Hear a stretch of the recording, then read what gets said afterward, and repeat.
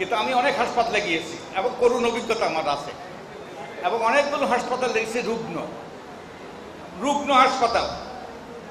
তো রুগ্ন হাসপাতালে ডুবি গেলে তো রুগ্ন হবেই, তার কোনো ব্যতিক্রম আছে নাকি? তো আপনাদের কাছে আমার দাবি দেওয়া, আপনাদের কাছে দাবি এই এলাকার মানুষের কাছে, এবং এখানকার যারা ডাক্তার, এখানকার যিনি কি তত্ত্বাবধায়ক না তত্ত্বাবধায়ক, তার কাছে দাবি এই প্রতিষ্ঠানটা রুগ্ন হবে না। কি বলেন? আপনাদের কাছে এই দাবিতে করতে পারি কিনা? কি পারি কিনা?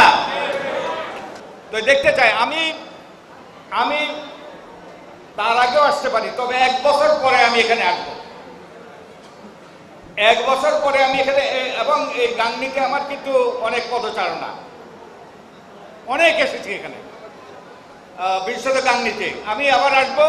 আমি দেখতে চাই এই হাসপাতাল রুগী না সুস্থ, এই হাসপাতালে সত্যিকার অর্থে সেবা দেওয়া হয় কিনা। এবং আমরা ডাক্তার যারা অন্যান্য প্রফেশনে কাজ করি, আমাদের কাজ হলো সেবা দেওয়া। এবং আমাদের এখানে ওই যে ডাক্তার ভাইদের কাছে, এবং আমার মনে হয় আমাদের নারী ডাক্তারও আছেন, ডাক্তার সবাইকে, আপনাদের মধ্যে কিছু কিছু বদভ্যাস আছে। আমি নরম করে বলতেছি, বদভ্যাস, আরো শক্ত করে বলা যায়।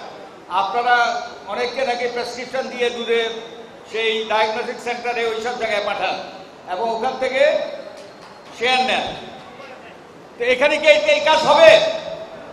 কি হবে নাকি? হবে না যদি আপনারা চোখ কান খোলা রাখেন, আপনারা মালিকটা যদি সত্যিকারের মালিকের ভূমিকা রাখেন, তাহলে এটা হবে না। এবং এগুলোর অবসান হওয়া দরকার। এই মেহেরপুর বিখ্যাত কি জন্য?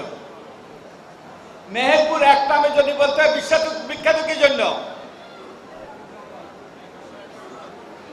কি এখান থেকে বাংলাদেশের যাত্রা শুরু হয়েছিল, তাই না?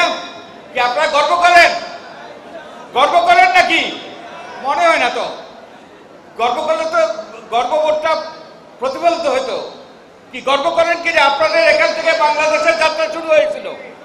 তাই মেহেরপুর 1 নম্বর হওয়া উচিত না? বাংলাদেশের যাত্রা শুরু হয়েছে মেহেরপুর থেকে, তাই মেহেরপুর হওয়া উচিত 1 নম্বর।